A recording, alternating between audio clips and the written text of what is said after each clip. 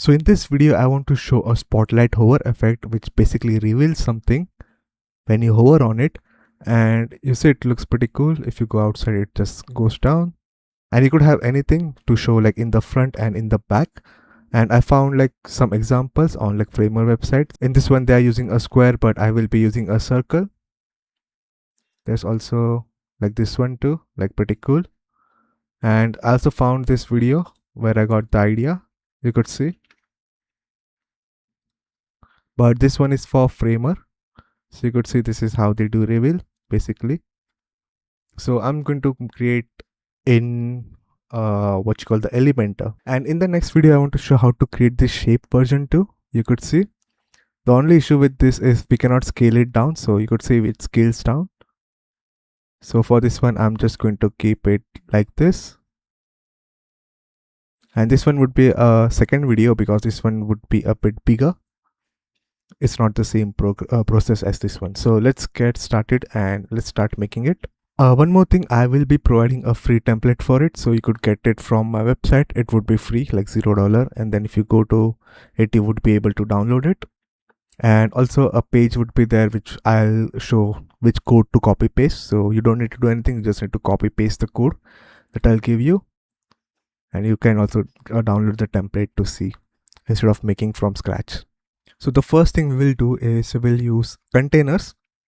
So I'm not using a flexbox like the new containers. You could use it, it's totally okay, but some changes would be needed in code. But the reason why I'm not using flexbox is that I found it to be still breaking. They said that it's production ready like Elementor, but it keeps breaking for me. So I'm just using the default previous one container, and maybe like a year later I'll start using the new one, so when they fix it perfectly.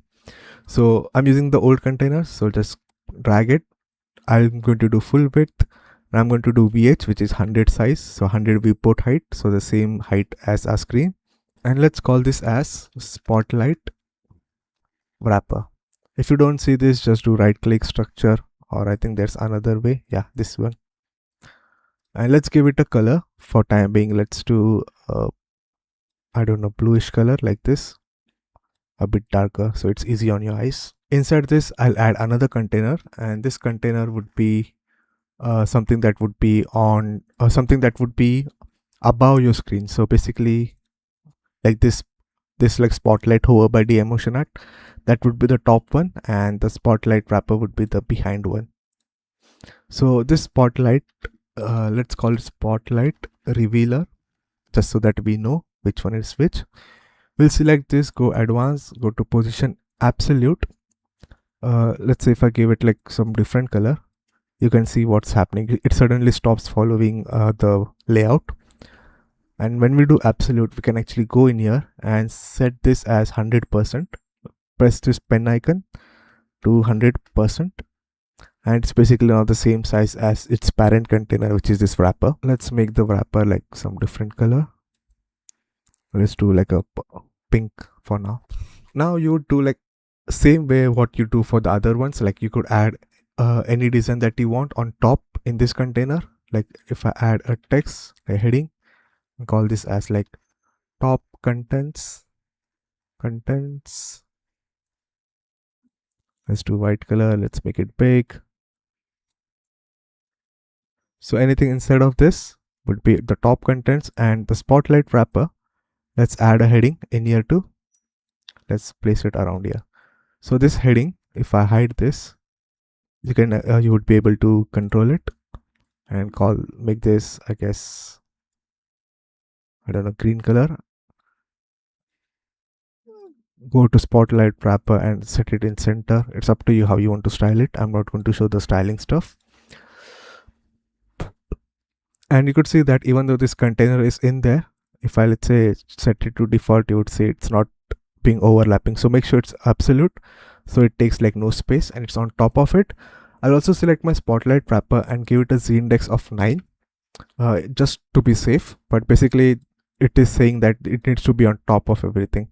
Now our next step is to select this one and add an HTML widget in here. And if I, let's say, hide this, you can see it's there, but I also don't want it to take any space. So let's go to responsive and basically hide it so it never gets rendered, but the code would run.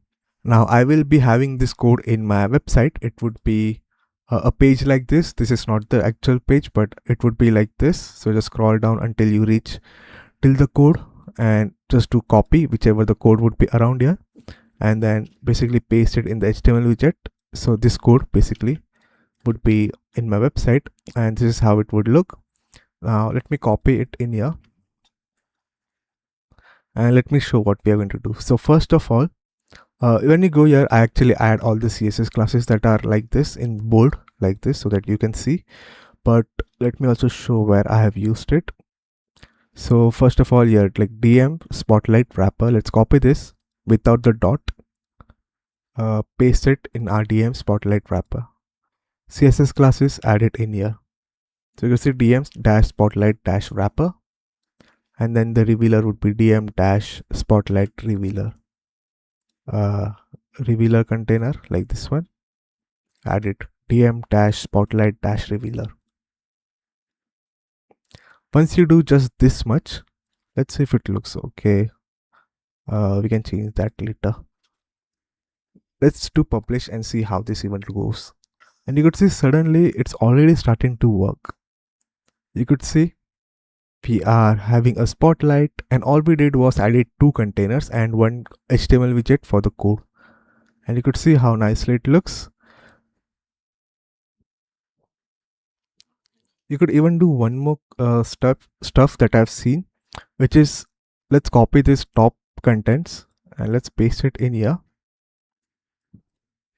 And it's the same text, okay? It's the same text. The only difference is in the spotlight one, I'll make it a bit darker like this. And let's do publish and see.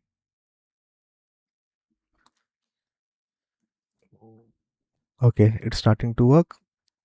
It would not load until the page is loaded, okay? And if you go down, you would see that only the hovered area is like fully white. If it was a big paragraph, let's say something like this, paste in here, let's remove this, let's make this white. Okay, so all I did was the same thing, just the top one is a bit darker, and we can also reduce the size and all that. So I'll show how to customize it, and you could see we get like this nice effect which is only showing this one. So you could make both of this. If you want, you can make both the colors same, so only the text gets changed. So let's see how we can have some more controls and how we can change some settings. So all of this you can just ignore, you don't need to worry about it. But if you go down, you would see it says set initial size here. I know it's like very hard to read on this page. I think I just blinded you guys. Okay, let's just keep black. If you go into the code, you would see there are like lots of pink areas like this. Okay, so pink areas. So it's easy to see in here. So the first is like set initial size here. And what this means is that if I go in here, you could see it's set to 0. Like let DM, this one is set to 0. So if I turn this to, let's say 300. Okay, so let's do 300, do publish. And I'll show what that does. And you can see that there is already a spotlight in the center. But when I move my mouse, it basically goes there. So if I just go and make this text to be like, again, back text. Okay, so I just set the text back to the original one. I'm going to keep my mouse out, and then you could see it's already showing me the center. So keep this in mind, this is only the initial size, so it's only for the starting one, but I'll also show how to change other one too. There's also DM follow delay. Basically, you can see it doesn't follow me instantly, it follows me smoothly like this, which gives a nice effect. So if you want it to be following you faster, you could actually increase the value. So let's say if I turn this into 0.5 instead of 0.08. If I turn this to 0.5, you could see it's almost following me like way too fast that you cannot even see the lag. So it's instantly following my mouse. But if I increase it to, let's say 0.1 instead of 0.5, So lower value basically makes it follow you a bit later, and higher value basically makes it like stick to your cursor. If you set this to 1, it would be like snapping completely. 0.5 was already snapping, but you could see this is how it looks. Next step is your starting location. So if you are actually not doing this invisible stuff, okay, so by default you can see it's visible, right? But if you don't want it to be in center, if you want it to be top center or top left, you basically have to first disable this code. So you could do control// and it will disable the code. It also works in here. So if you select this much code, which is for center to // it basically disables this code. And then we have top center. So if you remove the // for just 2 of this, it will now start showing in the top center. Again, this is only if you want it to be visible by default. So if I now refresh it, you could see right now it is now on top like this. Same with the top left, you basically enable this one only, okay, and then it would be at top left. If you want more of this, just go and copy in ChatGPT and it will basically give you like top right, bottom left, center left, and all this code. I didn't add for all of it. Then we have this one, which is mouse enter. So mouse enter basically means that when my mouse is entering this area, you see DM target size. So whatever size you add in here would be the size which is going to be, when you enter this scene. So if I turn this into, let's say, and you could see it's already done on the // so you could just go and search for the pink areas like this. If I change this to, let's say, 800 just for the sake of this video, and you could see right now it is only 300 size, okay, because we set the initial to be 300, but when I go in here, it's basically going to be like 800 like this. You could see. But then we also have, if we go down, mouse leave basically like when our mouse is outside what the size you want it to be. So right now you would see that it basically just goes back to what you call this low size. But if I turn this into, let's say, 300, let's do 300. I keep opening the wrong one.